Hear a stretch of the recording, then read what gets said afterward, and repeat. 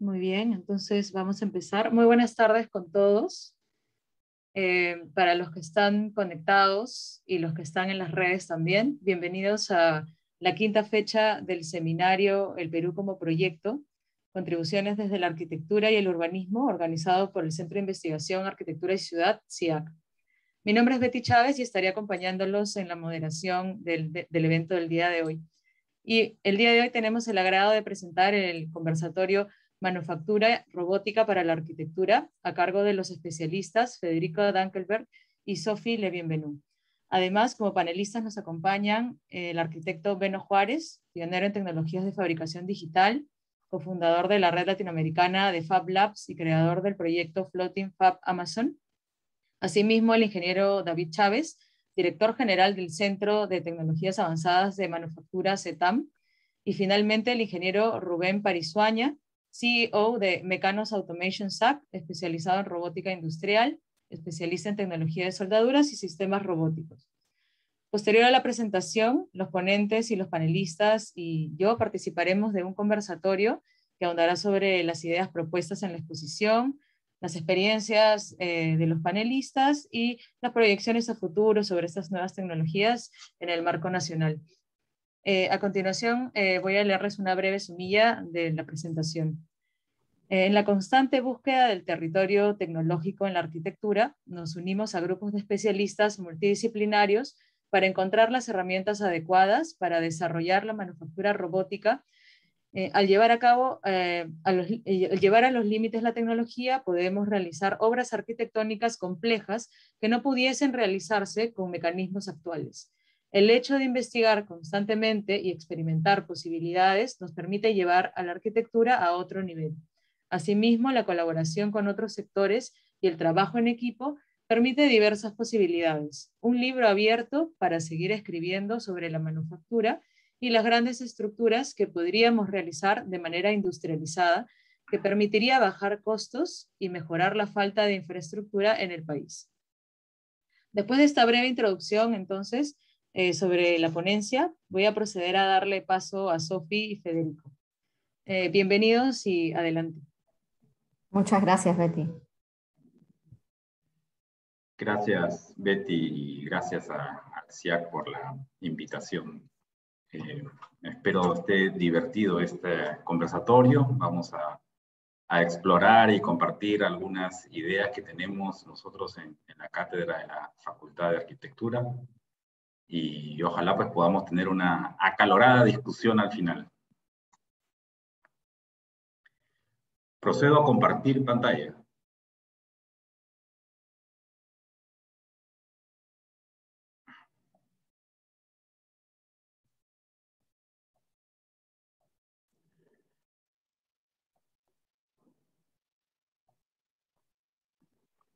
Ya estamos, ¿no?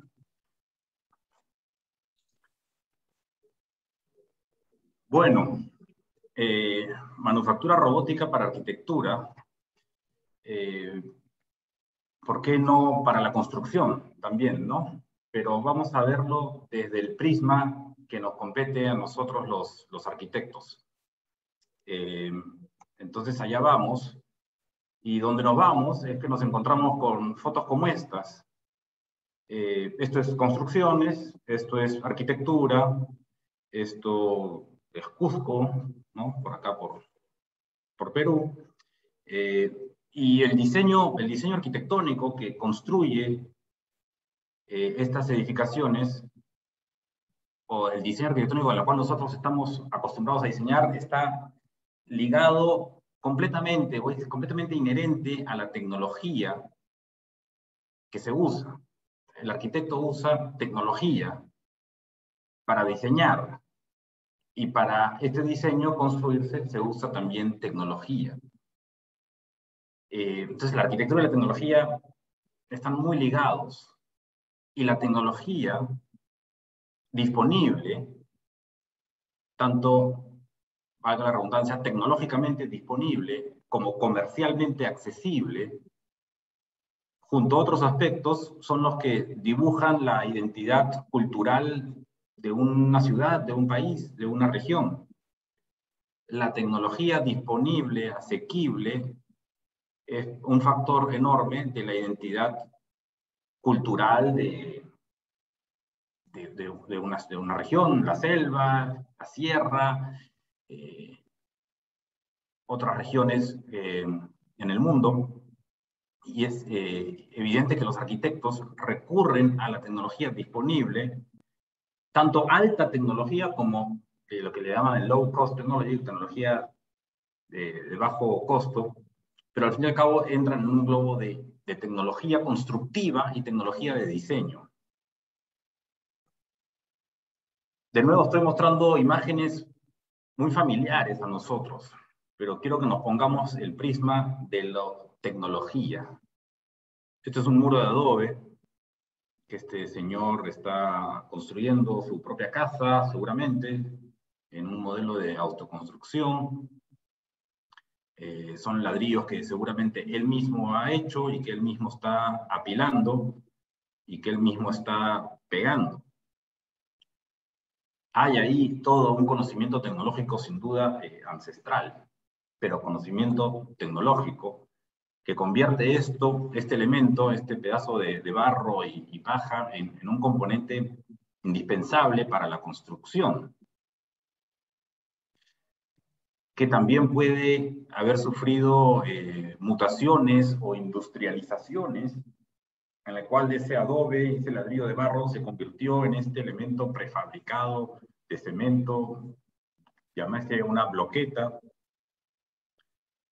con lo que construimos actualmente la mayoría de nuestras ciudades y la mayoría de los artefactos, elementos arquitectónicos que nosotros los arquitectos diseñamos. Hay muchos de estos componentes que se apilan para construir una edificación que hemos visualizado previamente. Estos dibujos ya tienen muchos años. Es un dibujo de un muro o de una variación de cómo apilar ladrillos, a amarrarlos con algunos soportes verticales, unas columnas. Y estos dibujos los seguimos haciendo. Hace muchos años, la apilación de ladrillos en sus diferentes modos, circunstancias, diseños, se ha convertido en la tecnología principal para edificar y construir. Evidentemente hay variaciones. Esto es ya un tapial con algunas mejoras en su performance, mejoras en su producción, de repente en un proceso más industrializado,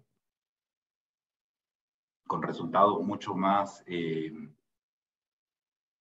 notoriamente mejorados, ¿no? Y que arquitectónicamente le dan una riqueza y una sutileza adicional al diseñar esta posiblemente vivienda, expuesta con este material que puede ser tan palpable, que te da una lectura cultural tan fuerte, ¿no? De nuevo, no nos quitemos los anteojos de qué tecnología estamos utilizando. Como arquitectos podemos ya pensar inmediatamente cómo vamos a construir lo que estamos diseñando, sea con madera, sea con bambú, con adobes, con tapial, con bloquetas, y los dibujos lo representan. Este es un dibujo muy viejo de una estructura, de un corte, de una casa de madera, con techo a dos aguas, que es un poco una similitud al dibujo de la apilación de ladrillos, ¿no? Que la tecnología está representada en los dibujos que los arquitectos hacemos. Ya un poco más actual, ya somos cada vez más, estamos cada vez más familiarizados con imágenes como esta. De repente todavía no acá en Perú, pero en la China, donde todo se hace y todo se cocina, hay muchas de estas soluciones de prefabricación. La arquitectura, la construcción, se salió del apilamiento de bloquetas, del transar maderas o de soldar fierros, y se fue a una fábrica de prefabricación. Y en esta fábrica de prefabricación se crean, se arman diferentes componentes: piso, pared, ventanas, perillas, zócalos, diferentes componentes que conforman lo que nosotros los arquitectos dibujamos en planos y después son llevados a una obra.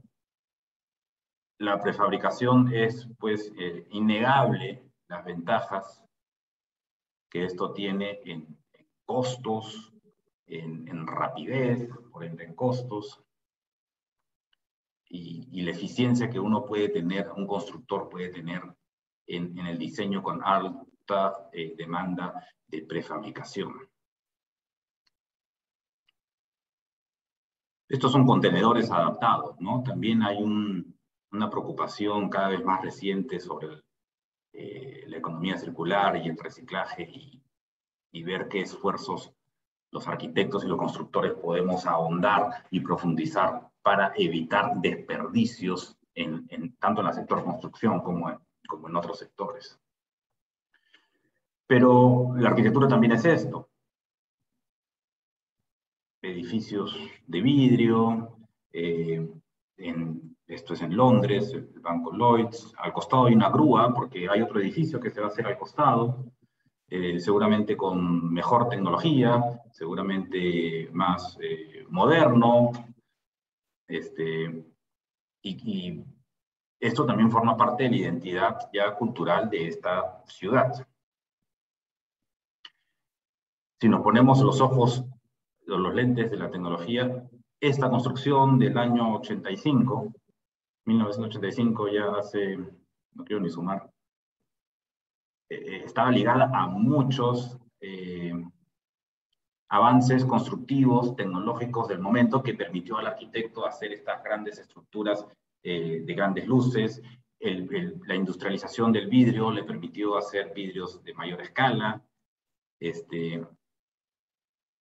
Entonces la tecnología estuvo muy metida y siempre ha estado en el espectro del quehacer arquitectónico, solo que a veces los arquitectos un poco nos olvidamos que la tecnología y la tecnología constructiva disponible es tan importante y cómo desde la arquitectura podemos, no quiero coger una bonita palabra, pulsar la tecnología y empujarla al límite de una manera creativa para empujar los límites de la comercialización y de la disponibilidad de la tecnología, para que sea más asequible, para que se democratice de alguna manera, y cómo los arquitectos podemos ser innovadores, empujando a diferentes sectores y ser multisectorial de alguna manera, para lograr innovaciones y empujar los procesos creativos tecnológicos de ingenieros y de creativos mecánicos.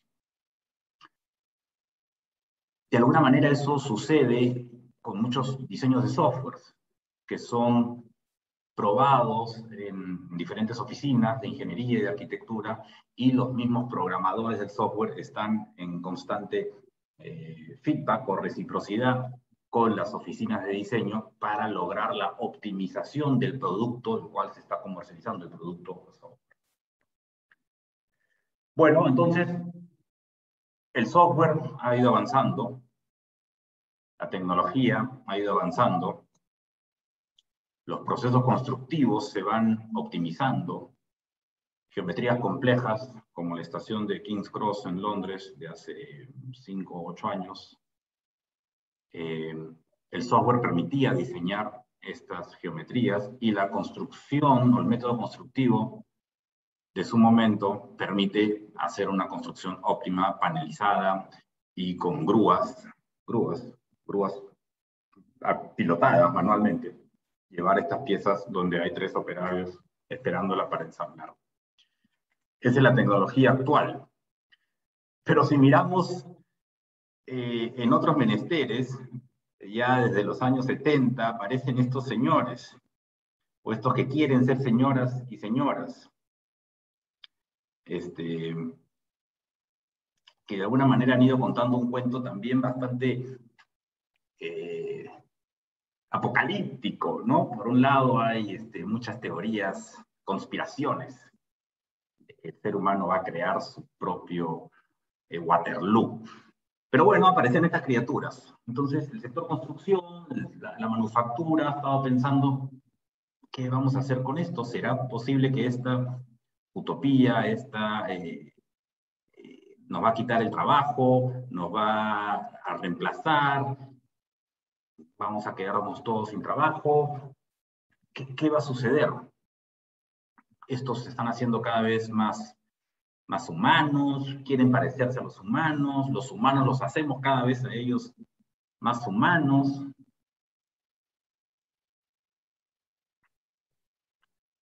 Y eventualmente nos quitarán el trabajo que hacemos ahora en las construcciones de llevar pues los componentes metálicos, ladrillos, el apilar ladrillos, el llevar ahora, y habrán estos robots con casco y con ruedas que no se van a cansar y van a hacer todo el trabajo perfecto. No, esa es la tragedia. Esta es una imagen que encontré que me pareció muy dramática. Más que robots constructores, yo creo que son los asesinos en serie. Pero bueno, está todo esto en el imaginario de las sociedades, de que la tecnología está creando robots, y los robots nos van a quitar el trabajo y por ende nos van a eventualmente liquidar. Pero bueno, para no irnos hacia el Waterloo y regresar hacia lo que nos reúne, ¿será posible que estos señores nos reemplacen y nos ayuden a poner paneles de drywall? O que nos identifiquen, nos censen y nos midan en ambientes con mayor precisión. Pero, en verdad, lo que está sucediendo es que el sector construcción es bastante inteligente y está viendo de otros sectores qué podemos hacer o aprender.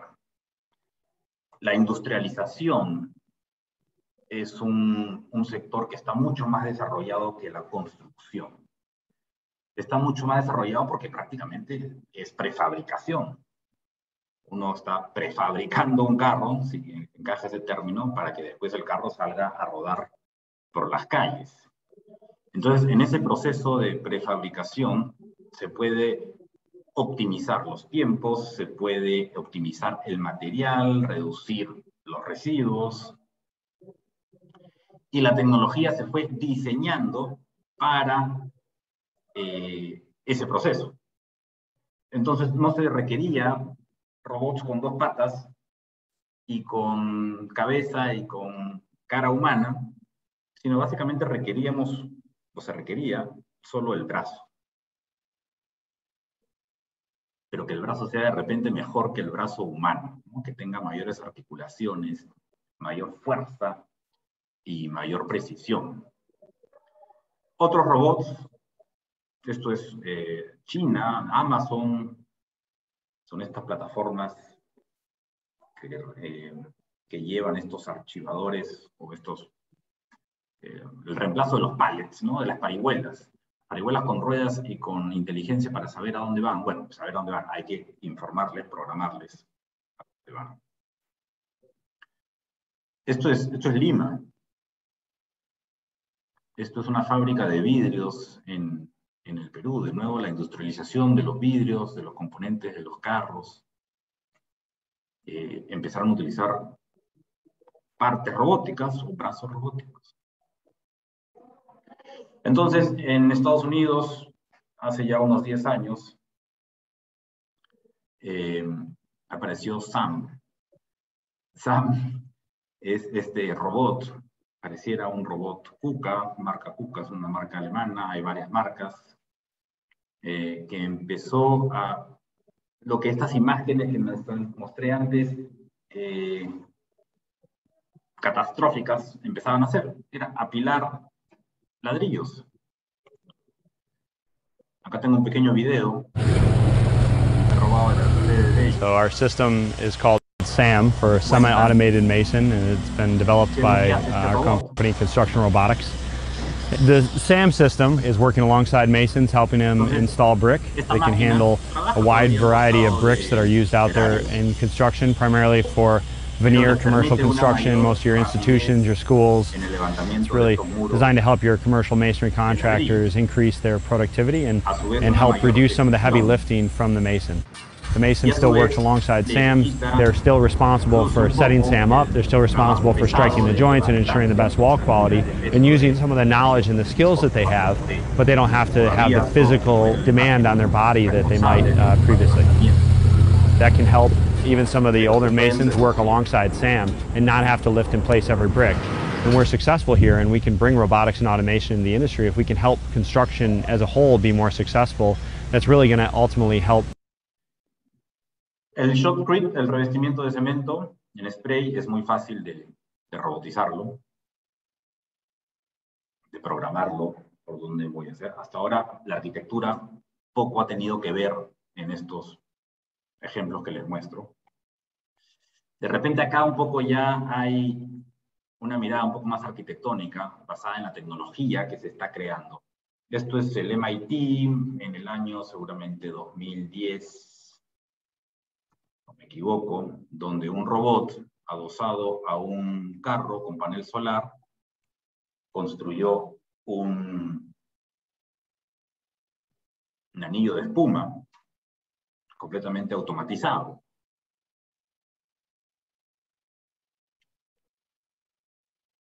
Esta espuma que se usa en las juntas contra el incendio. Al final puede ser cualquier producto que básicamente le estás llevando a la punta.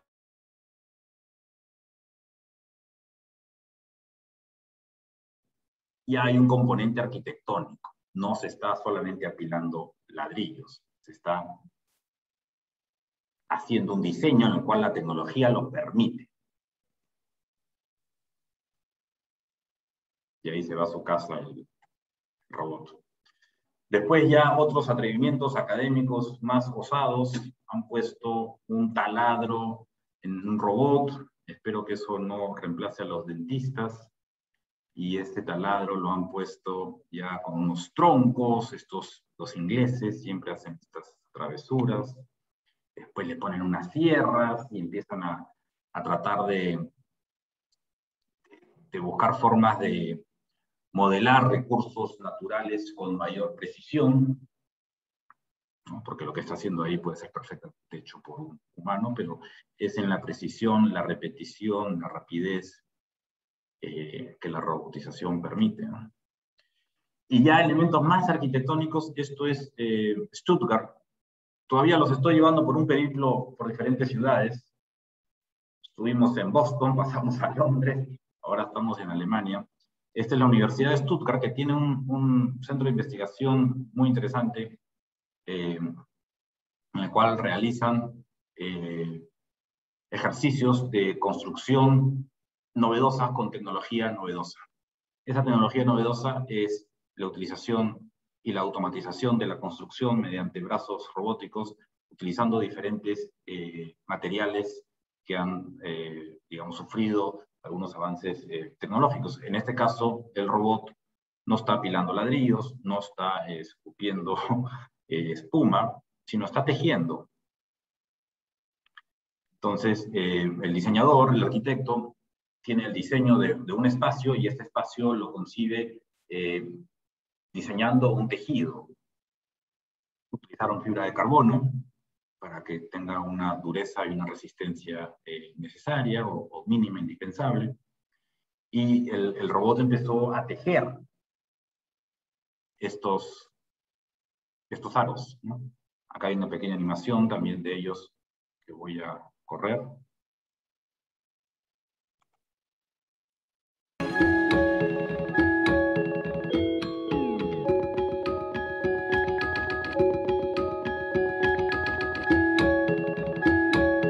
Básicamente lo que el robot permite es identificar el trayecto que la punta del robot realiza.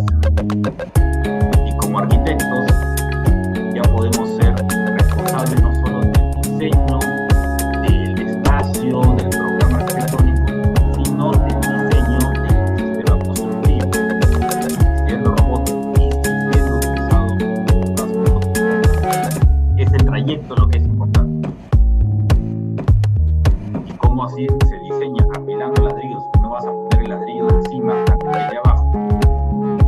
En la lógica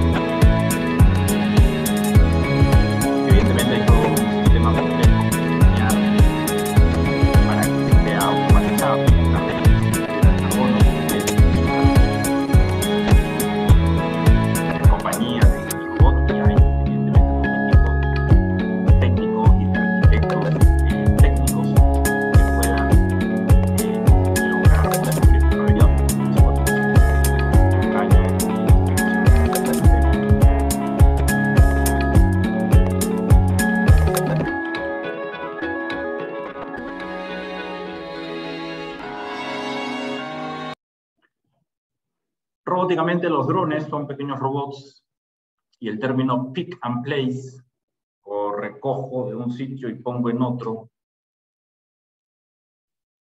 mediante un dron, es también muy viable. Hay una limitación del peso, pero es tecnologías que empiezan a aparecer, a estar disponibles. Y que en el pick and place, en el poner y remover, puedes hacer construcciones de este tipo, arcos. Acá es un ladrillo de vidrio, digamos, ¿no? Pero podría ser un ladrillo cualquiera.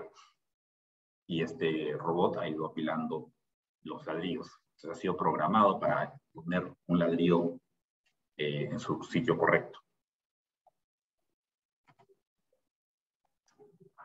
Un poco más de lo mismo. Otro ejemplo, que las impresoras 3D que conocemos y que hay en la Católica y en el mercado peruano, son pues estos microondas donde se quema esta fibra, pero eso se puede sacar de ese entorno, de ese microondas, y llevarlo a un brazo robótico y prototipar algunos componentes mayores, ¿no? De la tecnología de comunicaciones, esto identifican ustedes muy bien, son estas cámaras de cables de los estadios. Los robots se convirtieron en sistemas de cables colgantes para poder abarcar mayor radio que lo que el brazo robótico permite. Y en este caso están imprimiendo con una mezcla de cemento, con barro, cualquier tecnología de materiales, de repente un pequeño hábitat.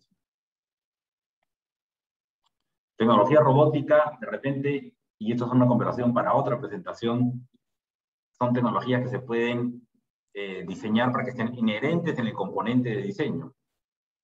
Y ya no sea un ladrillo o un ladrillo de vidrio o un adobe, que es lo que se mueve, sino de repente ya son los propios componentes. Pero eso todavía está muy en las especulaciones académicas. Lo que estamos más cerca, y lo que hemos podido haber hecho en el Perú con grandes esfuerzos y grandes ayudas, es lograr utilizar un robot para hacer impresiones en arcilla, y que después la Facultad de Ingeniería de la Católica está llevando a impresiones en concreto. Esto que les muestro es un ejemplo de un colega en Londres que estaba especulando sobre cuánto podría la mezcla de cemento, ¿cómo se dice?, volar sin que se caiga, porque, como ustedes saben, el proceso de impresión es un proceso donde la gravedad es muy importante. Pero bueno, ya después de este periplo tecnológico de que los robots, estos robots de latita que juegan los niños en el 70 y este apocalipsis tecnológico, nos estamos dando cuenta que básicamente nos están ayudando más tanto en la manufactura automotriz, mecánica, y ya en sus primeras exploraciones arquitectónicas, es donde el arquitecto se siente en una mesa y dice, bueno, ¿cómo converso con el robot?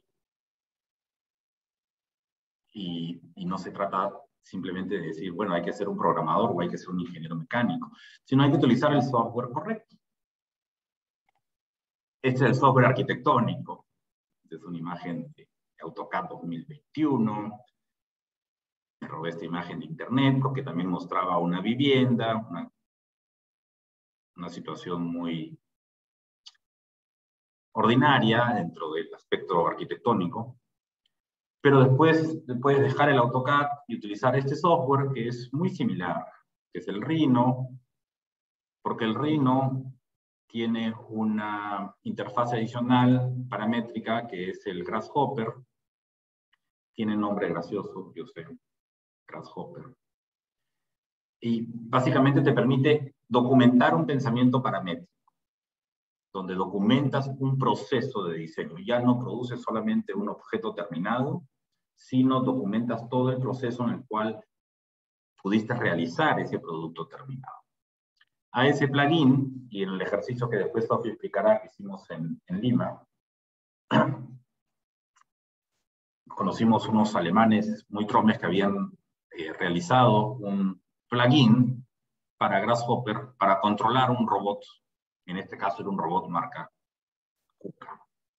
Entonces, desde la misma interfase, descargando este plugin, podemos traer el robot a la interfase y poder documentar el trayecto que el robot va a hacer para hacer la edificación, la construcción que estamos diseñando. Entonces, desde un software completamente amigable a los menesteres arquitectónicos, tenemos ya control absoluto sobre lo que el robot puede hacer.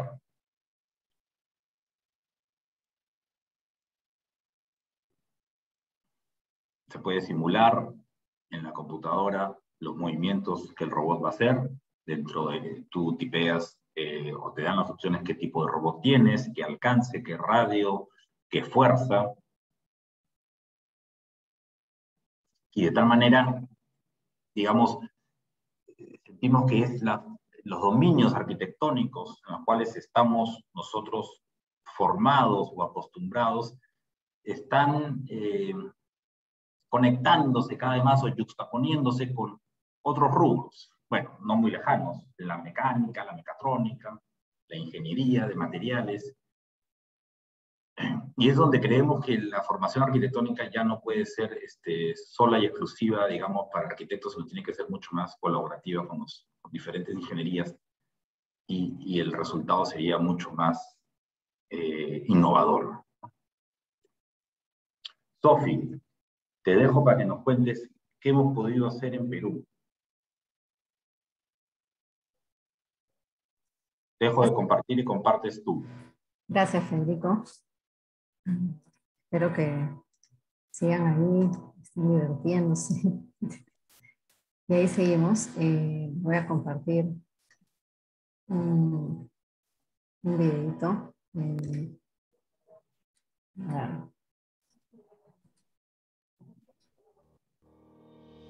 Estamos en la Pontificia Universidad Católica del Perú, realizando el workshop del Architectural Association Visiting School junto con la Facultad de Arquitectura de acá y el CETAM. El Visiting School te da la posibilidad de conocer lo que se está haciendo en la escuela.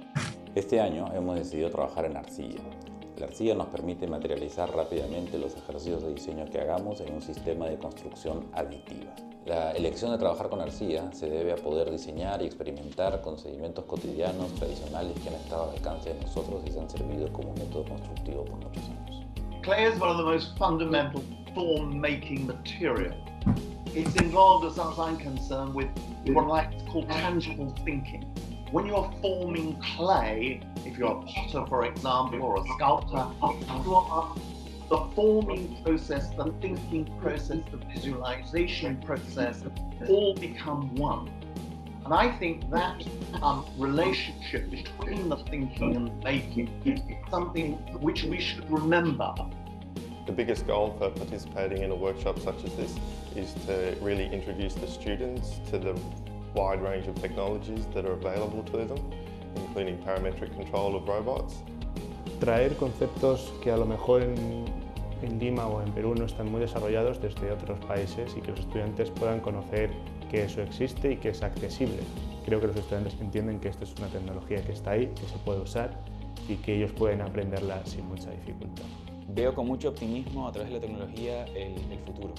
Sabemos que estamos pasando por un conjunto tanto de crisis climáticas, crisis sociales, crisis, inclusive estamos a punto de tener esos conflictos con la inteligencia artificial. Entonces es nuestro rol como profesionales y como diseñadores de entender esos nexos entre el humano y la máquina y ver cómo podemos colaborar en un balance, por así decirlo. To see these students look at the traditional ancient ruins of the Incan Empire and adapt that to advanced technology and the cutting edge such as robotics has been inspiring, to say the least.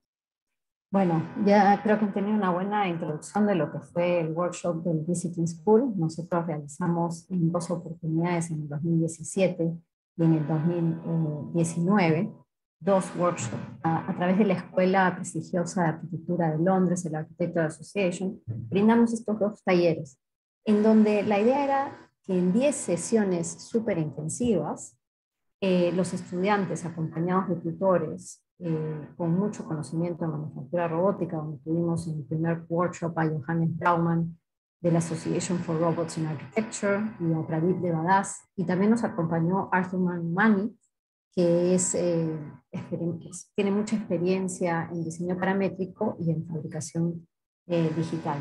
Y en este segundo workshop nos acompañó Carl Singer de la Universidad de Tasmania, y que trabaja también en Australia y Viena, Viena, y Álvaro López de la Universidad Barber en manufactura robótica. Tuvimos la presencia de John Fraser, que viene en el video, que es un académico británico, arquitecto, que desarrolló las tecnologías informáticas que hoy siguen muchos arquitectos pioneros, ¿no?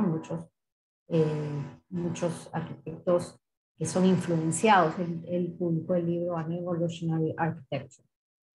Entonces, con el apoyo del CETAM, acá estamos en el CETAM trabajando, desarrollamos este workshop de 10 días, ¿no? Donde en este contexto los alumnos aprendían a elaborar diseño con las herramientas paramétricas, con software Rhino y con los plugins Grasshopper y Kuka PRC, ¿no? Y el brazo robótico, que la verdad puede hacer muchas cosas, pero hay que saberlo usar y trabajar. En este, digamos, camino, probamos muchas cosas, porque ustedes saben que para la experimentación y la innovación hay muchas caídas, ¿no? Ahí ven un prototipo atrás que se está cayendo y uno adelante que está más derechito. Y llamamos a especialistas de arcilla que nos ayudaron a ver cuál era la consistencia mejor del material y asimismo cuál es la estructura. En el primer workshop doblamos acero y eran otras las condiciones, ¿no? Había que estudiar el material y ver qué puede hacer el robot, qué tanto puede hacer. Cómo calculábamos el doblez del fierro, cuántos fierros por tiempo, cómo dejábamos al robot trabajar toda la noche. Entonces, necesitamos en realidad experimentar y desarrollar tecnologías que nos lleven hacia el camino indicado, hacia nuevos caminos donde podamos encontrar qué es lo que se viene y las experiencias y las nuevas tecnologías. Y bueno, hasta probamos con diferentes, porque el brazo robótico pues tiene una forma y tenemos una terminación en el brazo, ¿no? Donde construimos diferentes opciones y donde nos salvaron una terminación que ya estaba terminada y que gracias a él la arcilla se pudo licuar bien, imprimir de la mejor manera. En este tenemos un video que está mostrando la impresión. Y había muchos intentos, ¿no? Trabajábamos con la arcilla, la dejábamos, la poníamos más líquida, menos líquida, y trabajábamos en equipo, ¿no? Teníamos equipos diferentes, alumnos de la PUC, alumnos de otras universidades, alumnos graduados, y hasta vinieron en el primer workshop alumnos de Estados Unidos, de China, de Europa, y en el segundo workshop tuvimos alumnos de Ecuador. Esta fue una de las estructuras que más consolidamos, porque estudiamos diferentes estructuras y fue la que tuvo mejor consistencia para quedarse sostenida por sí sola. Acá tenemos una de las piezas que la verdad tuvimos que ponerles una estructura interna, pero pudimos aprender que una estructura impresa tan delgada y tan alta no podía resistir y había que hacer bases más grandes. Esta es una de las piezas que cayó.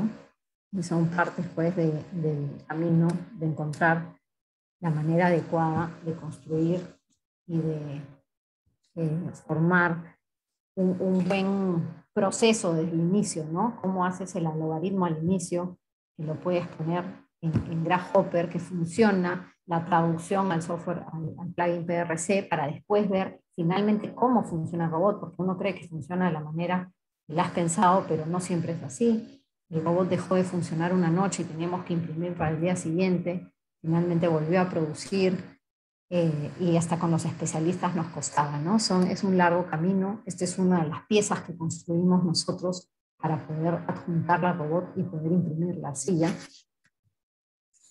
Y acá les voy a compartir un video de uno de nuestros alumnos que hace sus estudios y trabaja con el CETAM.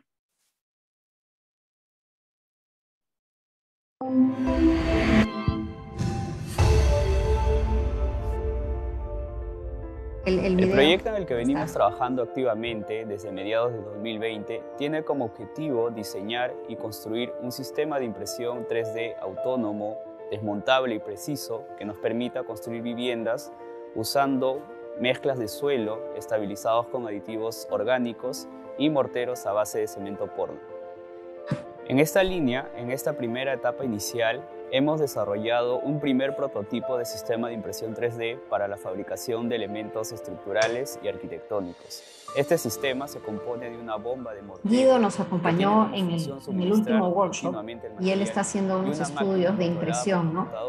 Y gracias al workshop se ha lanzado a hacer estudios más desarrollados con impresión de cemento. Asimismo, la formulación de una nueva metodología de diseño de mezclas nos ha permitido construir usando esta nueva tecnología, empleando tanto morteros de cemento Portland como mezclas de suelo con y sin estabilización química.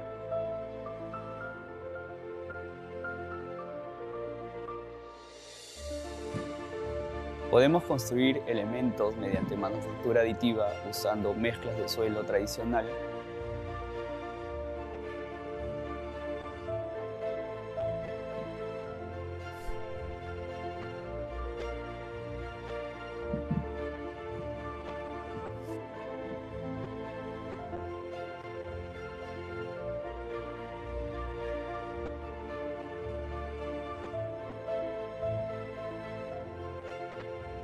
así como mezclas de suelo estabilizadas con aditivos orgánicos que incluyen soluciones acuosas de almidón y fibras naturales. Hay materiales, ¿no? El GRC, por ejemplo, que es el Glass Reinforced Concrete, el concreto reforzado con fibra de vidrio.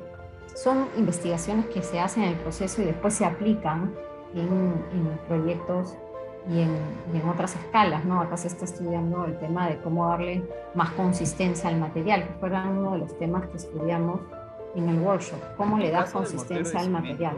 Además del cemento, arena y agua, se requirió el uso de cantidades precisas de adiciones minerales, aditivos químicos y fibras sintéticas para obtener una mezcla que pueda ser extruida y apilada.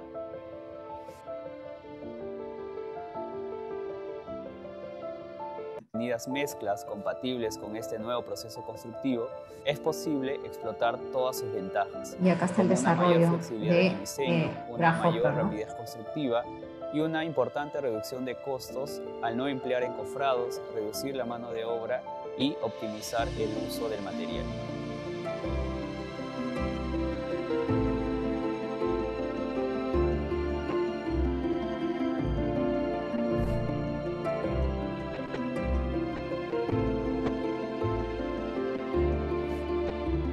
Y en este sentido, digamos, las posibilidades que nos da la manufactura robótica nos permite pensar en qué podemos hacer con los materiales de cemento, fibra, que podamos mezclar o experimentar.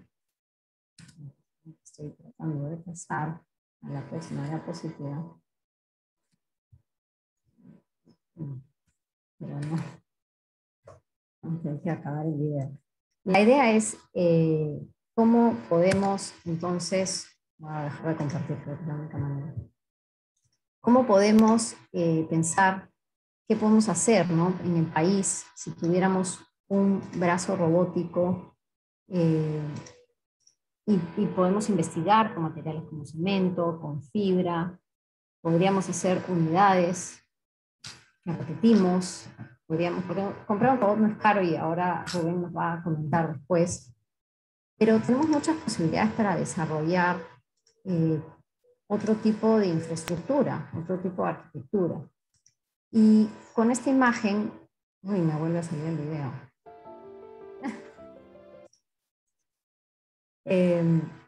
A ver, vamos a ver si puedo lograrlo.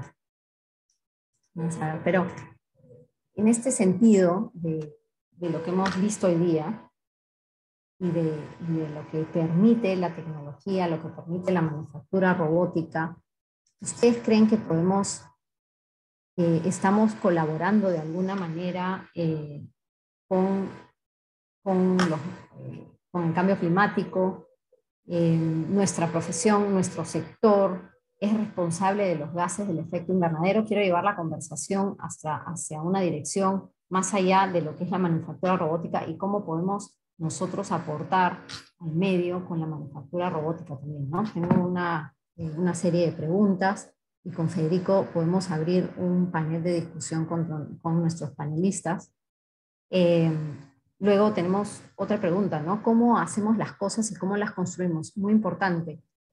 Puede haber un pensamiento, un cliché que dice que la manufactura robótica tiene mucho gasto y que al final es un sistema, una tecnología que está lejos de nuestro alcance. Pero al final todas estas tecnologías, todas estas pruebas, ensayo-error, nos lleva a encontrar que de repente podemos reducir costos, podemos encontrar materiales más sostenibles, menor gasto, ¿no? Porque podemos controlar la cantidad de material que se pone para imprimir. Y asimismo, ¿cómo colaboramos con la robótica en el cambio climático? La manufactura robótica puede ayudar a reducir la emisión de gases de efecto invernadero. Federico, te doy la palabra y invito a los panelistas, a Beno, a Rubén y a Pastor a entrar en la conversación. Muchas gracias.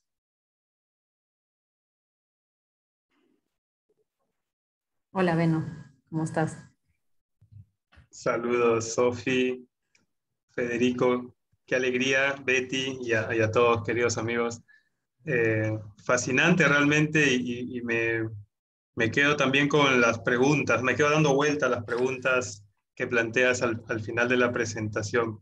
Antes que nada, felicitarlos por promover estos espacios que realmente enriquecen muchísimo el debate sobre hacia dónde vamos con la arquitectura y la construcción, cómo trascender de pronto formatos que por supuesto tienen un valor, que por mucho tiempo se han venido desarrollando en la arquitectura, pero que estos espacios que ustedes plantean de reflexión y de acción, sin duda nos abren escenarios para que desde el oficio, desde la profesión, podamos contribuir con mayores innovaciones.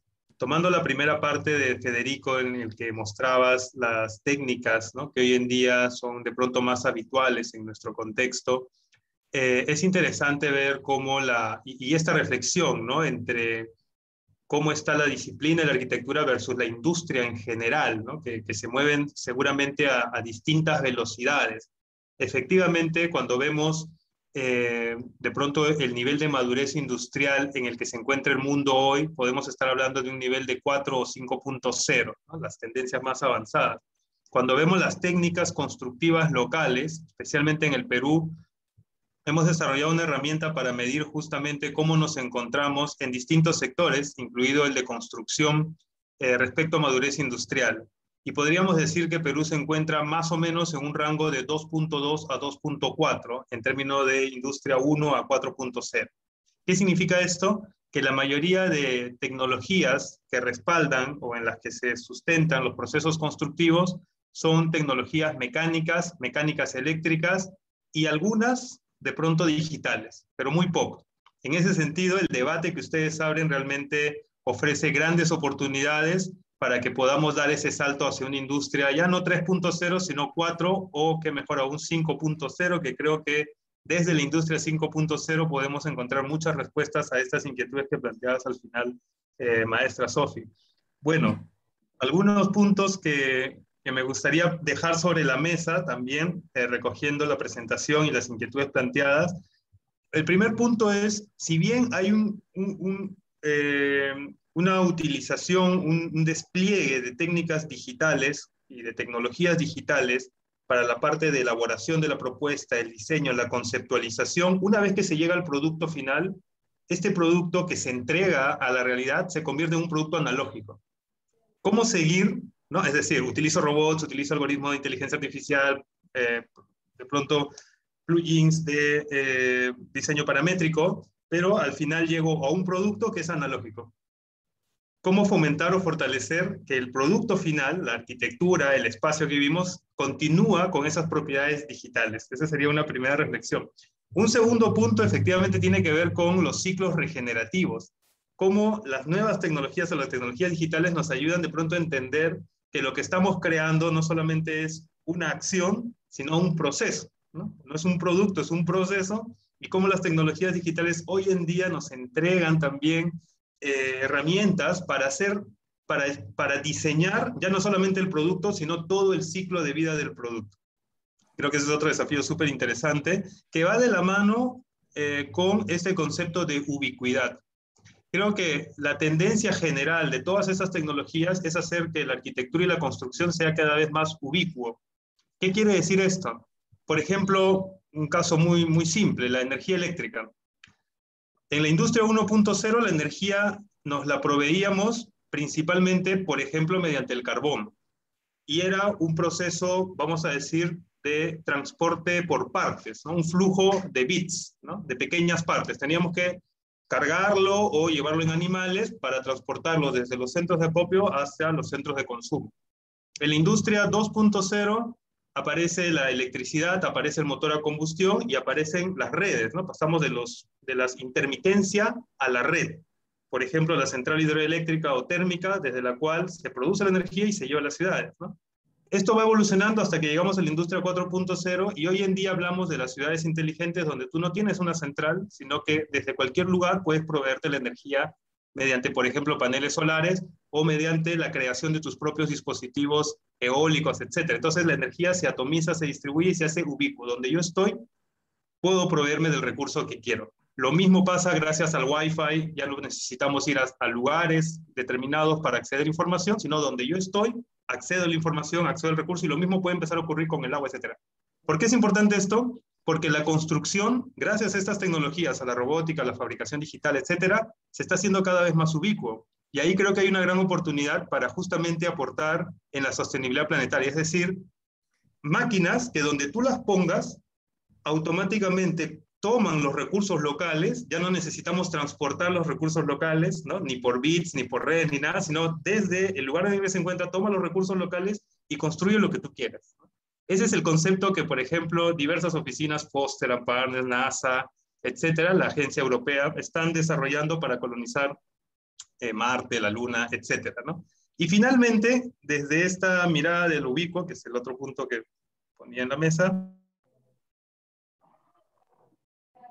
yo me formé pasando de la industria 2.0 diseñando así como los dibujitos que mostró el maestro Federico, ¿no? Así a mano, luego AutoCAD 12, luego un poco de parametrización, y es interesante ver que cuando diseñábamos, las críticas, los arquitectos nos decían, ya bueno, pero no puedes plantear un ventanal de 5 metros de largo porque ¿qué industria te lo va a hacer, ¿no? O sea, en el mercado vas a encontrar tales dimensiones, y teníamos que diseñar con la industria detrás.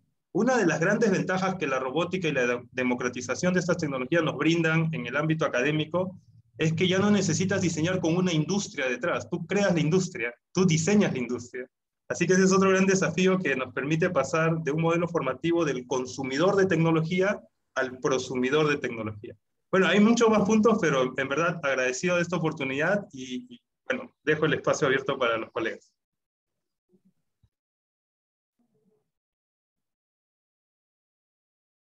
Gracias, Beno, por ponernos en un lugar difícil de responder. Gracias a tus conocimientos.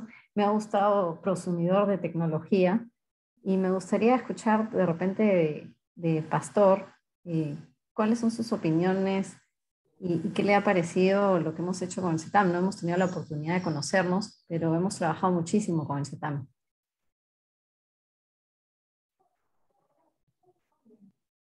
Hola, Pastor, no te escuchamos.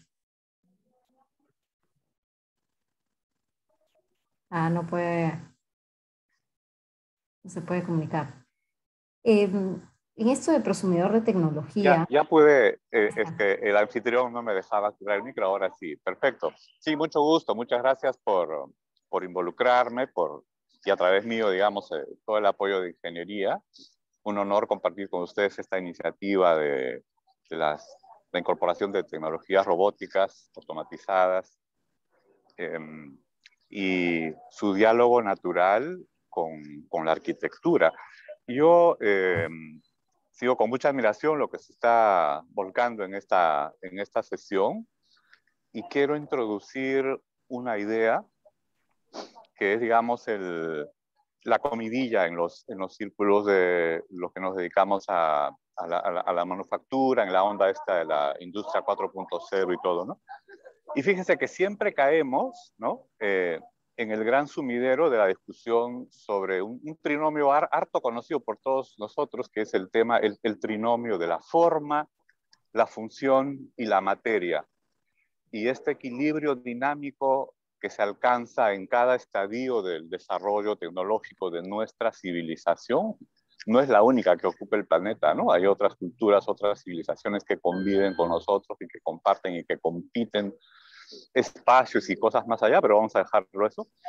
Y lo que yo quiero decir es que nos estamos asomando a un horizonte en el cual es urgente una revisión, una nueva visita a este trinomio, forma, función, materia, para hacer una propuesta que nos permita tomar lo mejor de lo mejor de lo mejor en una especie de círculo virtuoso, ¿no?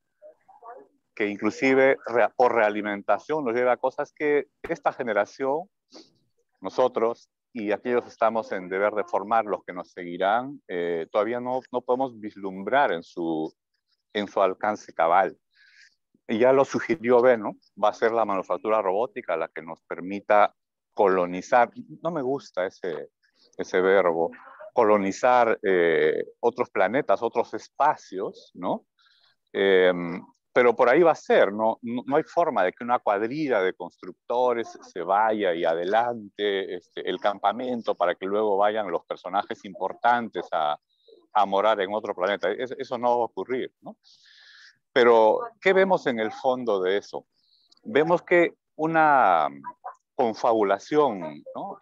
Una confabulación muy, muy especial, muy inteligente de no solo tecnología, sino que más bien de una filosofía del sojuzgamiento, de la manipulación y de la transformación de la materia, y hay que introducir el tiempo también, es lo que se viene, ¿no?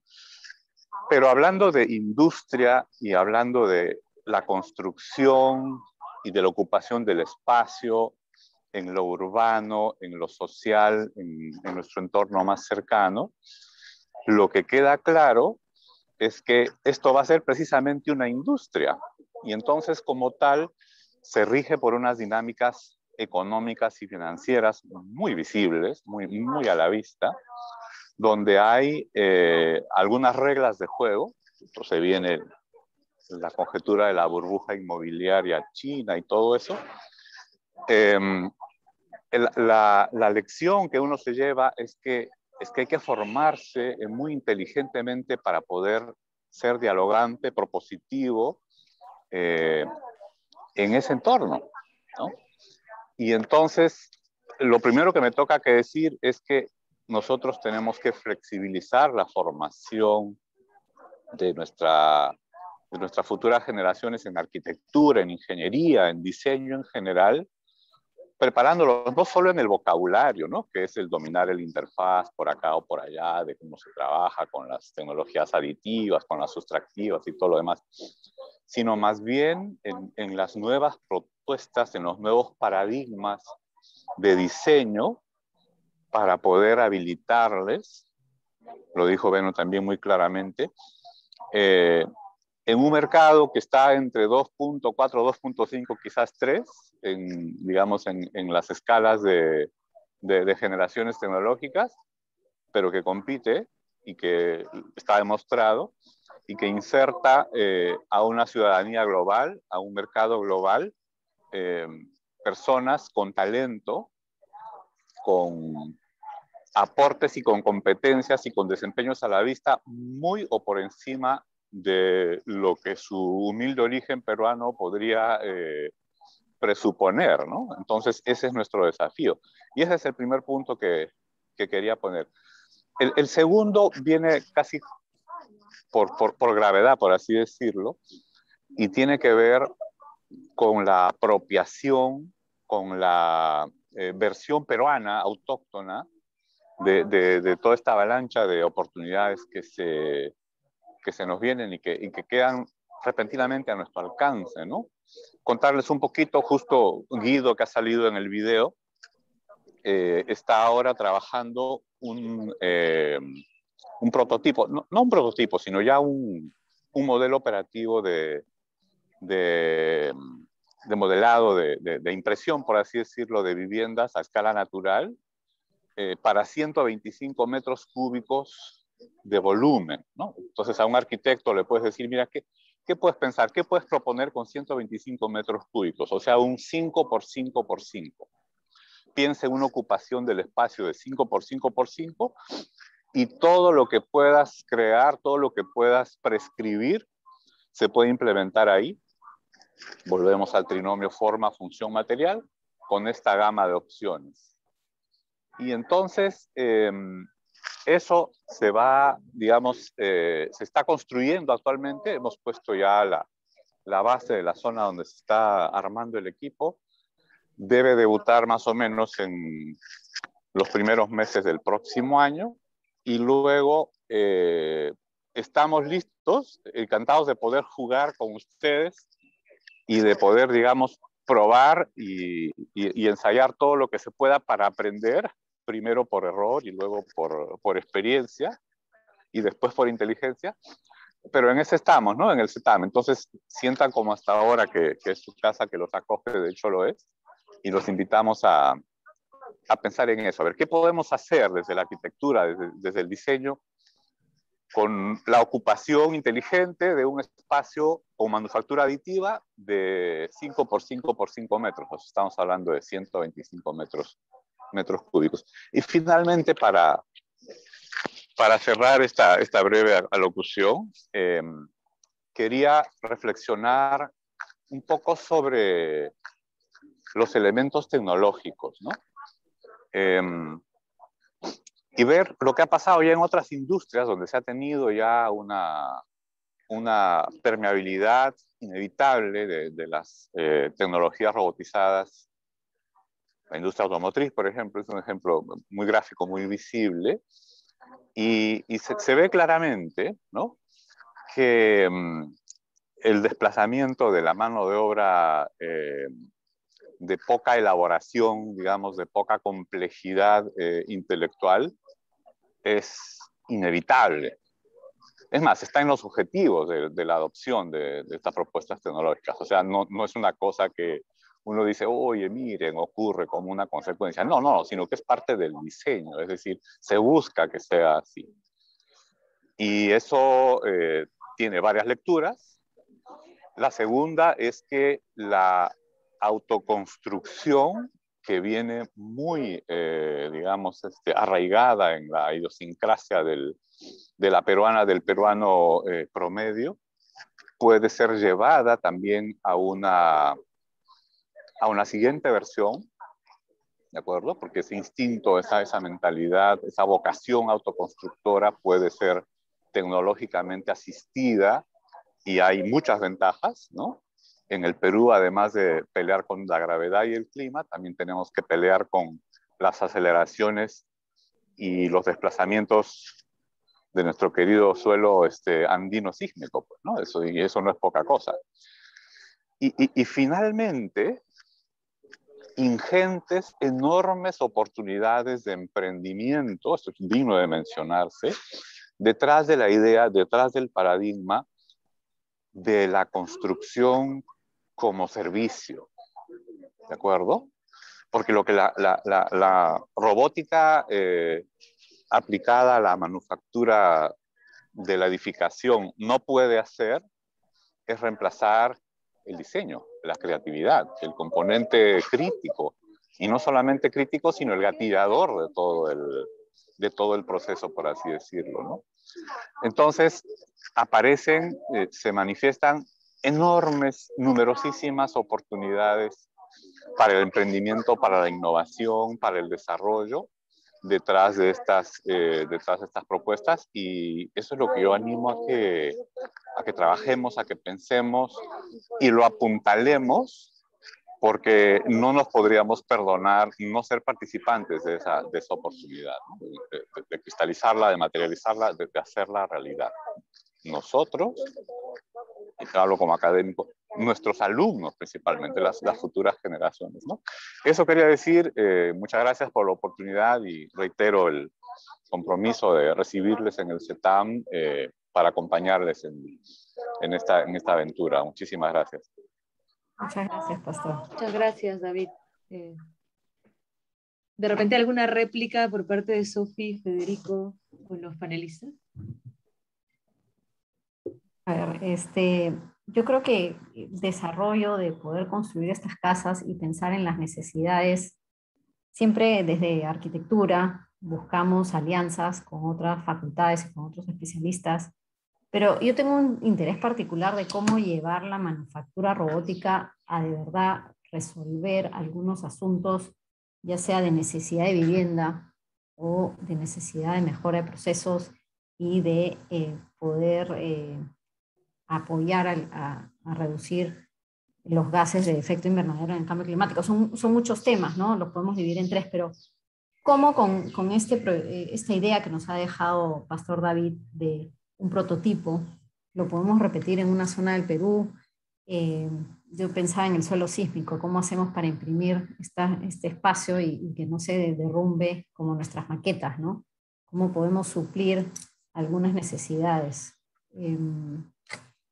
Federico, ¿quieres comentar algo? Bueno, valiosísimas participaciones de Ben y de Pastor.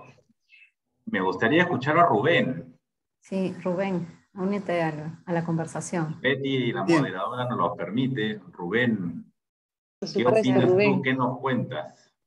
Bien, bueno, definitivamente el ámbito de arquitectura tiene su propio espacio, tiene sus propias consideraciones. Lo que yo puedo comentarles en todo caso es que un robot industrial es una herramienta. Así como se usa un taladro, así como se usa una sierra, un martillo, de pronto, se convierte en una herramienta para este segmento, este mercado, este tipo de procesos. ¿Por qué es una herramienta? Porque yo puedo hacer uso de él para una determinada tarea o tareas, en realidad. Sin embargo, es una herramienta que requiere pues de algunos requisitos y algunas consideraciones como tal. Ya no es netamente un elemento manual o un elemento que va a ser llevado con la mano como un martillo o como una sierra, sino que va a tener un cierto grado de autonomía. Y esa autonomía está asociada al conocimiento de quien opera esa herramienta. Como decía entonces, inicialmente tiene sus propias consideraciones e implicancias. Esta herramienta es genérica como tal. Entonces, al ser genérico, yo puedo acoplar diferentes elementos. En los videos que mostró Federico, estuvo muy didáctica la forma en la cual este elemento, esta herramienta, forma parte de un determinado proceso bajo alguna aplicación. Si un poco nos concentramos al ámbito de cómo reducir o cómo es amigable ecológicamente hablando, este dispositivo o esta herramienta lo es en el sentido de que consume muy baja energía. No tiene emisiones de, por ejemplo, carburantes. al quemar combustible, por decirlo así, ¿no? Entonces, por ese lado va bien. Por otro lado, también la cantidad de elementos que contiene esta herramienta en su fabricación conlleva también a una mínima cantidad de consumo de energías para su fabricación o materiales, entre otros. Por ejemplo, la utilización del caucho es mínimo. Por ejemplo. La utilización de componentes electrónicos sí es bastante, pero pensado precisamente para consumir menos energía o emitir menos gases, por decirlo así, en todo caso. Entonces, yo podría hablar o explayarme un poco más al respecto de elementos tecnológicos de la herramienta como tal, pero lo que podría concluir de lo que escuché también de los panelistas anteriores y de la exposición es que precisamente esta herramienta podría formar parte de un nuevo mundo para la arquitectura en cuanto a sus aplicaciones. Es bien cierto también que para eso se necesita esa herramienta como tal. Esta herramienta tiene modelos en cuanto a capacidad de carga, alcance horizontal, etcétera, y con eso también se va a llevar o escalar los proyectos o las aplicaciones que se puedan llegar a alcanzar según la visión de quien pues va a realizar este proyecto. Inclusive en algunos casos puede que no sea solamente necesario o no solamente sea suficiente una unidad o una herramienta, sino varias herramientas para desarrollar alguna aplicación. O inclusive no sería suficiente de que esta herramienta esté fija en un lugar, sino se pueda trasladar. Esos aspectos mecánicos, de pronto, necesitan de un cierto asesoramiento, porque yo comprendo que desde el punto de vista de la arquitectura se plasma el producto final, pero cómo llegar a él requiere de conocimientos tecnológicos. Esta sinergia entre las áreas de la ingeniería mecatrónica, la ingeniería mecánica e inclusive la misma ingeniería informática con cierto detalle, pues son importantes en un proyecto o en alguna implementación con la arquitectura en este sentido, en esta nueva forma de hacer arquitectura. Este es un pequeño aporte al que puedo darles ahora desde mi perspectiva, desde mi posición como ingeniero asociado a esta tecnología de la robótica, ya con muchos años implementando, desarrollando, también viviendo la problemática que conlleva esta misma industria. No es una herramienta que pueda uno conseguir fácilmente pues, en un retail o en algún centro comercial, evidentemente, ¿no? Entonces, tiene sus propias implicancias en su propia inversión. Nosotros, desde Mecanos Automation, somos muy jóvenes en esta industria, de pronto uno de los pioneros, pero también uno de los que más ha desarrollado know-how en cuanto a conocimiento en tal sentido. Somos muy pocos en el país con este conocimiento, también de los muy pocos que de pronto están en el día a día con ello. Muchos han quedado en el camino, evidentemente por las implicancias que contiene este tipo de cemento. Yo quiero felicitar este conversatorio, este panel, esta iniciativa. Conozco a Federico, a Sofi, de pronto ahora voy conociendo a algunos colegas más asociados a esta nueva tendencia, por esta visión, porque es una visión, claramente es una visión de cómo hacer las cosas en función a un mundo que nos avasalla. Estamos, bueno, el amigo Benito Juárez, o Beno Juárez, como está ahí en el nombre, hablaba de una cifra, un indicador al respecto de dónde estamos. Pues 2.2 o 2.3, ese es un número alto para mí. No llegamos a tanto, no estamos en ese ritmo. Yo creería que estamos menos todavía. Pero bien, seamos optimistas y bueno, pues también busquemos darle el impulso que se necesita. Y esto va de la mano también con el impulso del Estado. El Estado y claramente las políticas asociadas a la calidad, a la innovación, pues, y al aporte tecnológico que se va desarrollando en las universidades. De pronto alguna imagen que me muestre un pequeño robotcito de entretenimiento, puede ser esa la imagen de un agente del Estado, un diplomático del Estado, esa puede ser su imagen de tecnología, pero no lo es, están lejísimos. El entretenimiento es una cosa y lo que industrias como la arquitectura, la construcción y la manufactura requieren son otras y no los estamos desarrollando.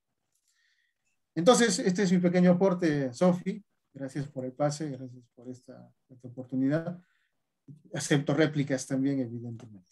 De repente este es un buen momento para retomar la pregunta de Sofi respecto también a los costos, ¿no? Y cómo estas tecnologías cargan con el estigma de los altos costos o la inversión o la inaccesibilidad, dependiendo de cuán encarecidos o no son ese tipo de tecnologías, ¿no?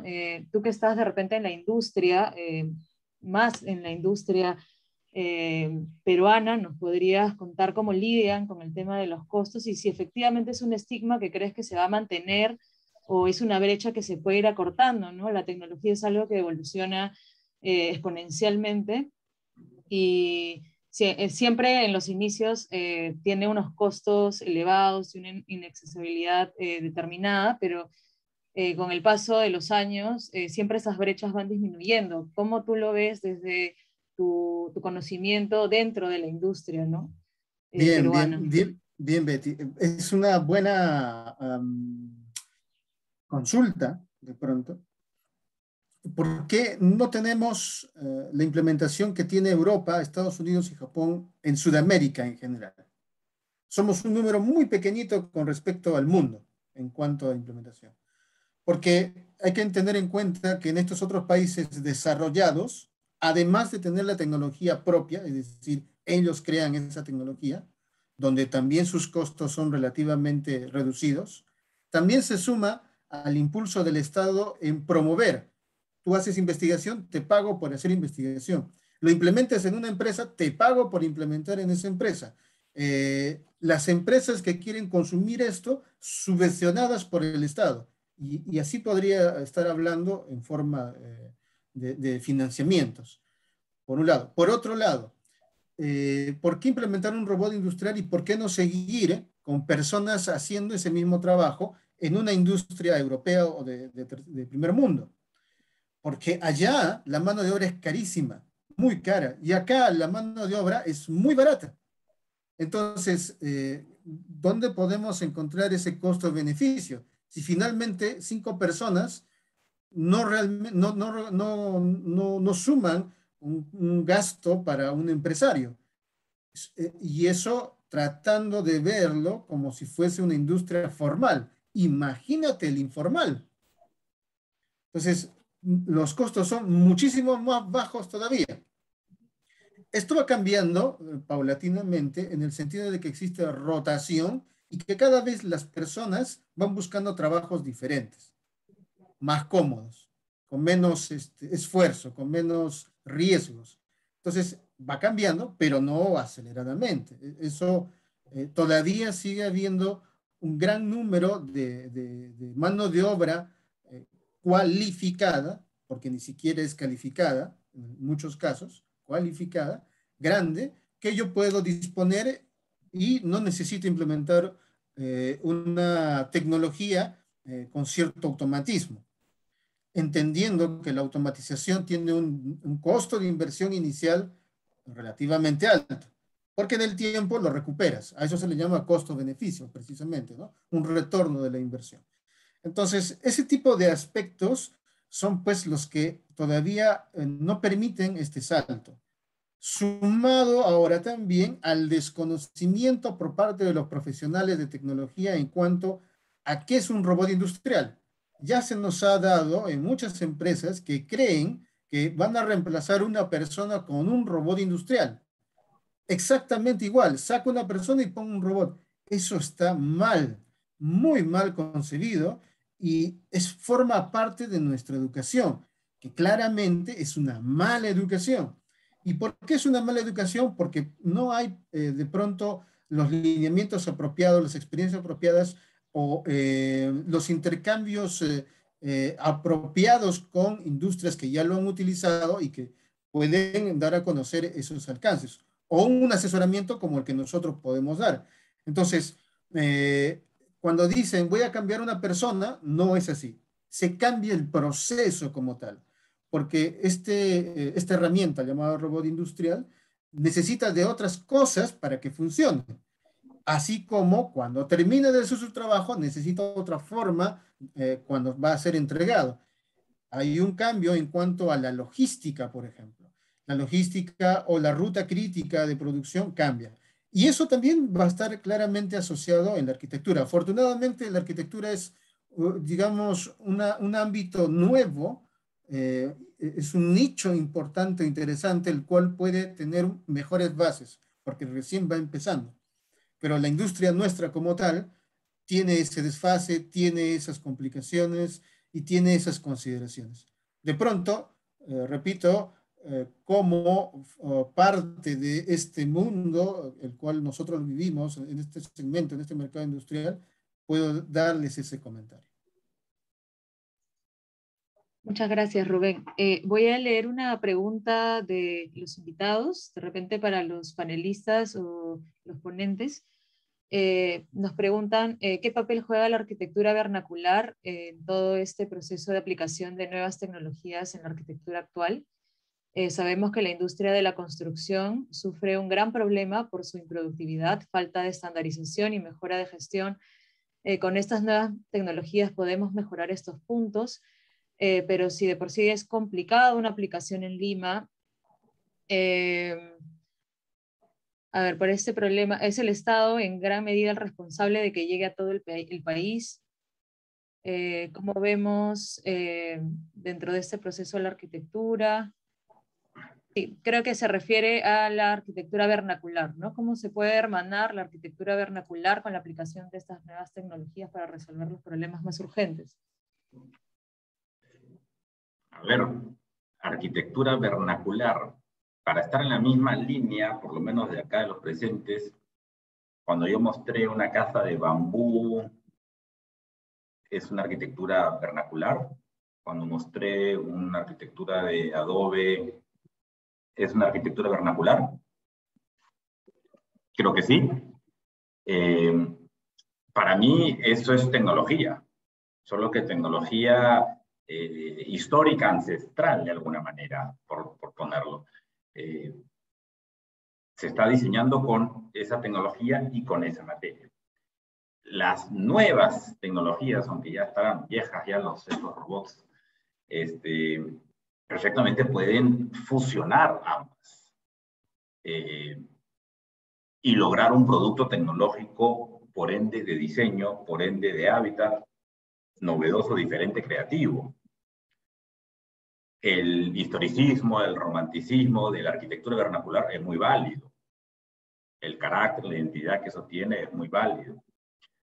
Pero así como hay espacio para esa validez en el espectro cultural, la sociedad, también hay espacio para chocar esos mundos y que aparezca un resultado innovador.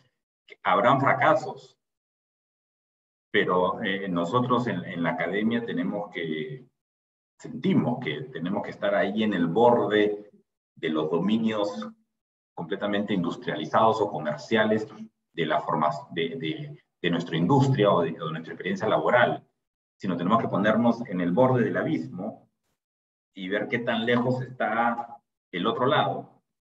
Nos caeremos, pero estar ahí en ese borde, saliéndonos de los dominios de la arquitectura. A veces pienso que nos van a botar de la Facultad de Arquitectura porque hablamos poco de arquitectura y hablamos más de materia y de tecnología.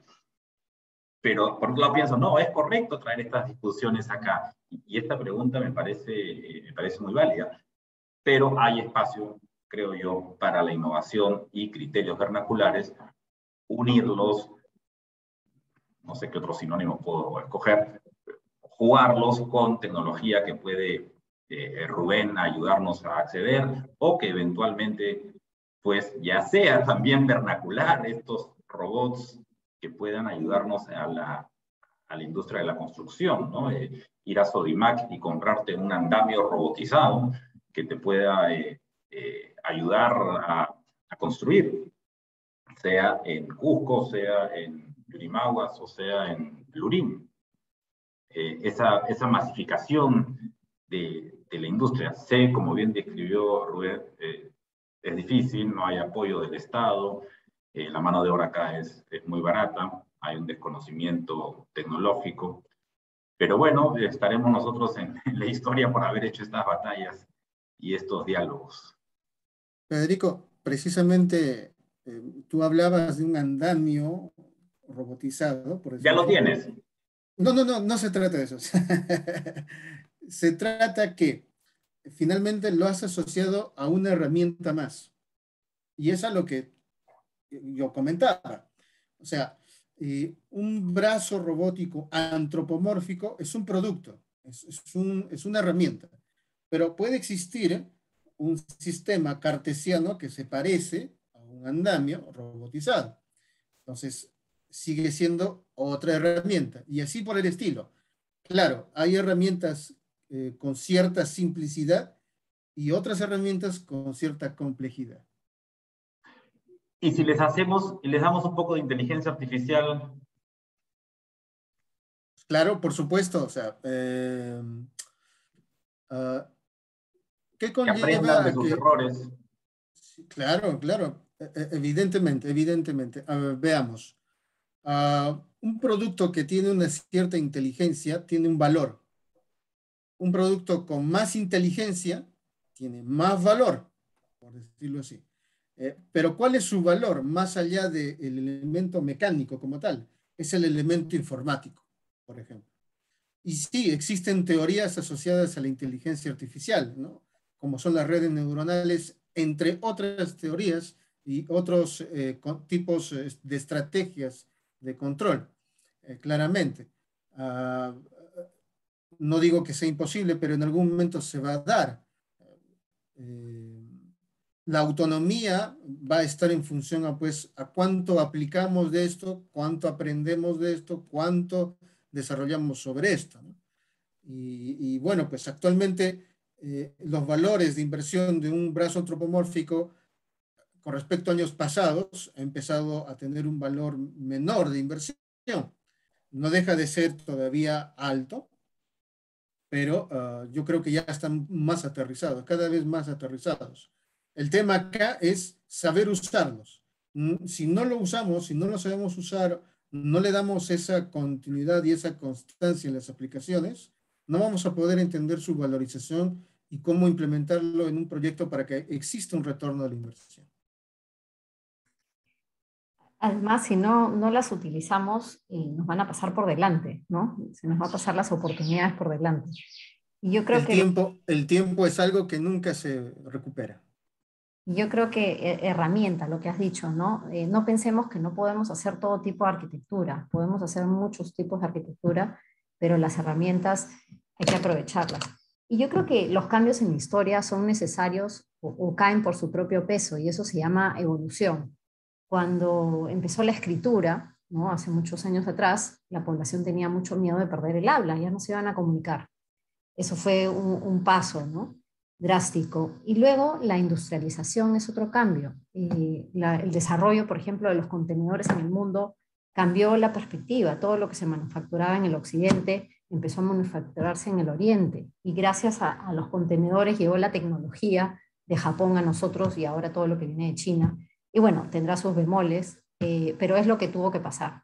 Y entonces, luego viene el Internet, ¿no? Que ya todos conocemos y que nos ha acompañado a lo largo de la pandemia y nos ha dado muchas posibilidades.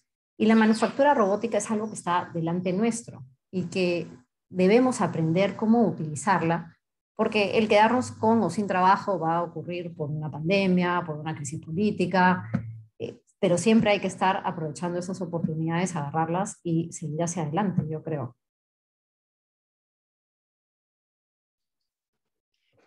Bien, y de repente ya para terminar podríamos retomar una de las preguntas también lanzadas por Sofi respecto a la crisis ambiental, ¿no? Y cómo la profesión contribuye o no, y cómo estas herramientas tecnológicas pueden ayudar a cambiar el papel que tenemos dentro de este proceso global. que estamos atravesando.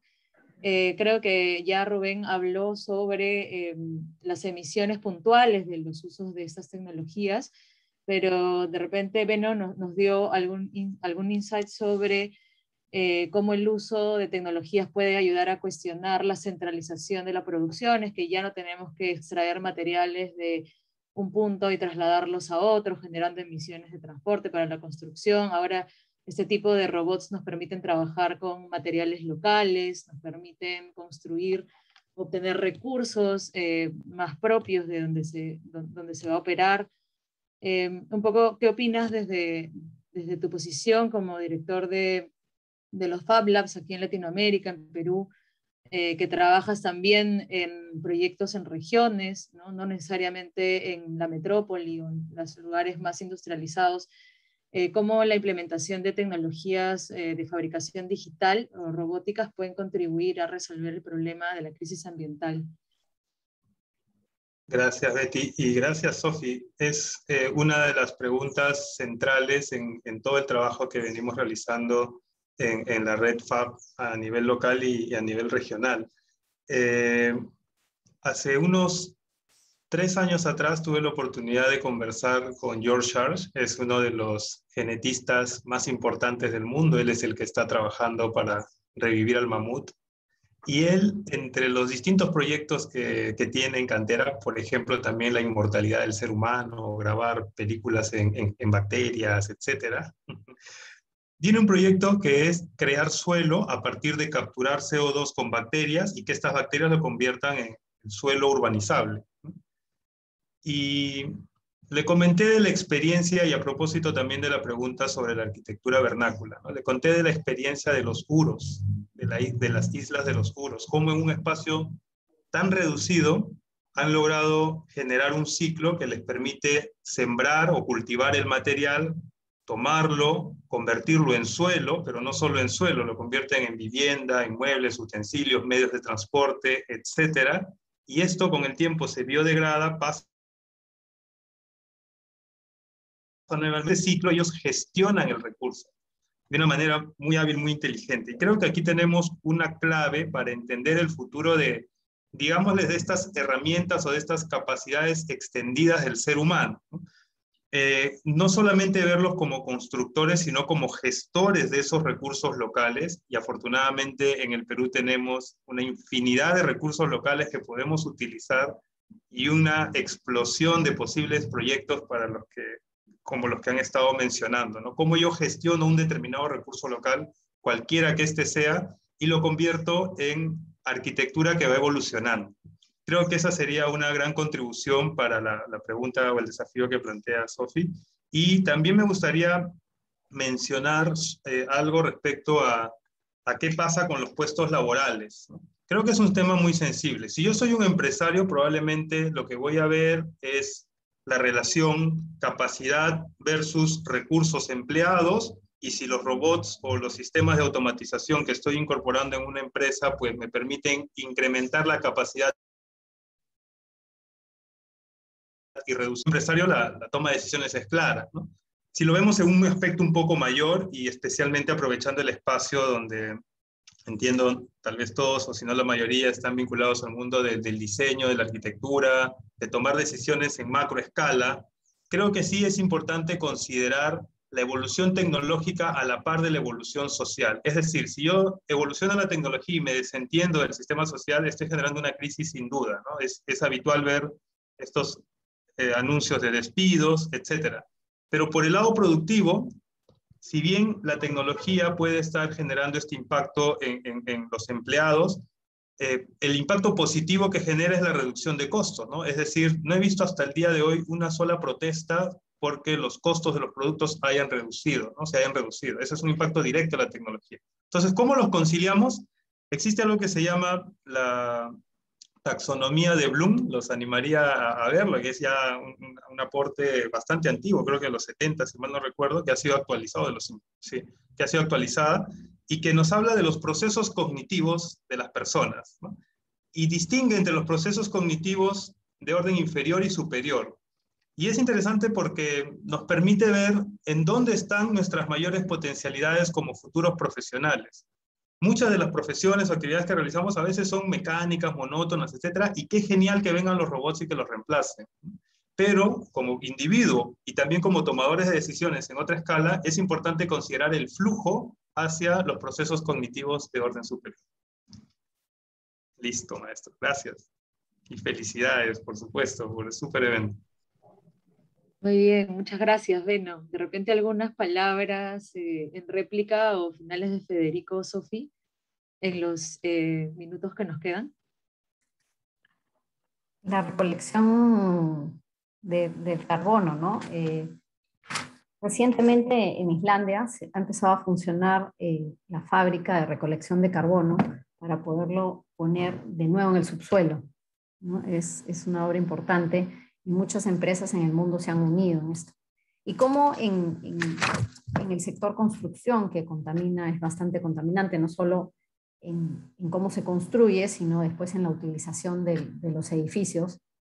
Pero, por ejemplo, hay investigaciones ahí que ahora cuando trabajamos en cemento y se botan gases de efecto invernadero al espacio, bueno, a la atmósfera, ¿cómo los podemos recolectar? Y se pueden inyectar, por ejemplo, de nuevo en el cemento, ¿no? Entonces, hay diferentes maneras de investigar los materiales con los cuales trabajamos y los procesos en los cuales estamos relacionándonos siempre.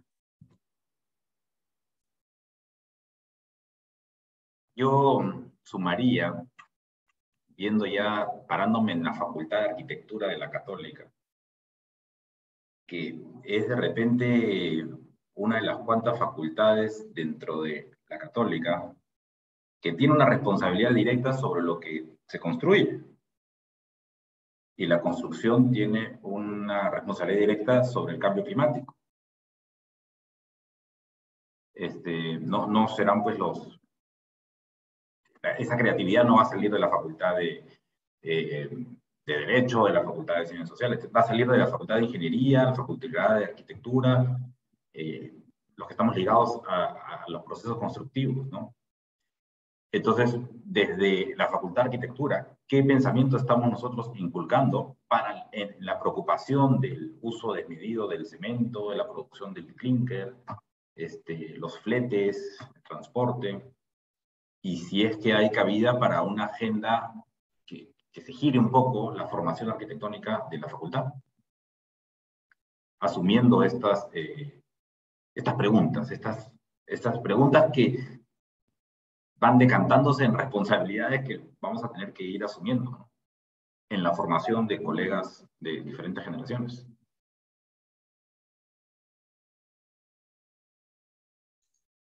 Muy bien, eso también va de la mano con la propuesta de la interdisciplinaridad, ¿no?, que proponían en la presentación, de cómo es necesario que la arquitectura se trabaje de forma transversal con las ingenierías u otro tipo de disciplinas para ir de la mano con los avances tecnológicos, que, como decía Rubén, son herramientas que van a transformar nuestros procesos de diseño como diseñadores, ¿no?, y los productos finales, ¿no?, como hablaba Beno, ¿no? Y ahora podemos hablar de que los procesos están cambiando, nuestros procesos de construcción están cambiando, estos están transformando nuestros procesos de diseño y al final nosotros vamos a poder responder más a la contemporaneidad, ¿no?, y a nuestras situaciones actuales. Bueno, ya estamos con la hora del seminario, a unos pocos minutos, entonces yo quisiera agradecer a los panelistas, a los ponentes, a Federico y a Sofi. Ha sido muy, muy interesante la ponencia a nivel académico y también tener a panelistas que están en el medio profesional trabajando con el tema. De repente algunas palabras finales de cada uno de ustedes antes de cerrar. Bueno, gracias Betty por la contribución. Un gusto ver a Rubén y a Beno y bueno, conocer a Pastor en este panelistas. Y encantado de seguir conversando en las siguientes sesiones que el SIAC organice en esta etapa de Zoom, de pandemia. Feliz y siempre dispuesto a aportar lo que podamos aportar. Gracias a Beno y a Rubén Pastor David y a Betty, la verdad es un orgullo que han sido parte del seminario. Han enriquecido la charla enormemente, la han levantado a otro nivel, creo, bastante alto. Y como dice Federico, es responsabilidad de todos, ¿no? Y apuntemos a trabajar unidos y en comunidad, y con los especialistas que quieran colaborar con todos. Sí, muchas gracias también por la oportunidad. Y ya de despedida no quería dejar de mencionar que se necesita un diálogo muy franco, muy constructivo con las propuestas ancestrales de arquitectura. No olvidemos el tema del adobe, vamos más de 75 años tratando de cambiar paradigmas en el uso del adobe, más allá de Huaraz 70, ¿no? Y sí, un diálogo franco. De verdad, muy, muy, muy estimulante haber participado. Muchas gracias por la oportunidad. Buenas tardes. Muchas gracias, también. Me sumo al agradecimiento y solamente quisiera acotar respecto, he notado una suerte de espíritu, algo así como de lucha por tratar de que este espacio, por supuesto, de que la arquitectura se mezcle con la robótica, la innovación, las nuevas tecnologías, etcétera, y entiendo perfectamente ese sentir. Solo para contarles, yo después de terminar arquitectura postulé a robótica en una escuela en Francia y me rechazaron. Me dijeron, ¿cuál es la relación entre arquitectura y robótica? Y de esto aprendí una gran lección. Después, por supuesto, bueno, tuve la oportunidad de encontrar... de nuevo. Después ya no apliqué a esa escuela, pero tuve la oportunidad de conocer a los Fab Labs y darme cuenta que no estaba tan lejos de lo que realmente pensaba. Pero aprendí algo que me gustaría transmitirles a todos, queridos amigos. Creo que no hay que luchar. Esto lo dijo claramente Bucky Fowler, ¿no? El gran Buckminster Fuller. No luches contra un sistema, ¿no?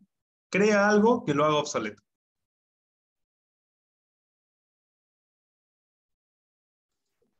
Muchas gracias, Beno. ¿Rubén? Sí. Pues las palabras no alcanzan para expresar el sentimiento de esta reunión, de este evento, y por supuesto el agradecimiento a estos dos visionarios como son Sofi y Federico, y también a ti, Betty, sumado a Beno. Pues acabo de escuchar una experiencia que he tenido sobre estudiar robótica y que no sé si fue un tema de ignorancia en Europa. Lo veo difícil. Probablemente ahí no hubo un manejo apropiado, pero en realidad la experiencia que me llevo pues es muy grata y estoy siempre dispuesto a poder compartir esta experiencia de este lado de la tendencia de la arquitectura con robótica, porque es un lado que debe complementarse con el otro lado, que es la arquitectura netamente que manejan ustedes, para asesorar, para colaborar, para aportar de pronto en lo que yo pueda, ya sea como persona, como profesional o como empresa. También estamos siempre dispuestos. Soy consciente de que la Pontificia tiene también sus propias áreas y sus propios departamentos que también pueden hacerlo con alguna iniciativa principalmente. Pueden desarrollar muchas cosas definitivamente, y eso puede llegar a muy buenos objetivos ahí mismo. Entonces nuevamente reitero el agradecimiento a todos y muy buenas tardes. Bueno, muchas gracias a todos, una vez más, a los panelistas y a los ponentes y a todos los que se han conectado a través del link de Zoom, los que se han inscrito a la charla y a los que están conectados a través de las redes sociales. Y bueno, hasta la próxima fecha del seminario del Perú como proyecto organizado por el SIAC. Muchas gracias a todos. Hasta luego.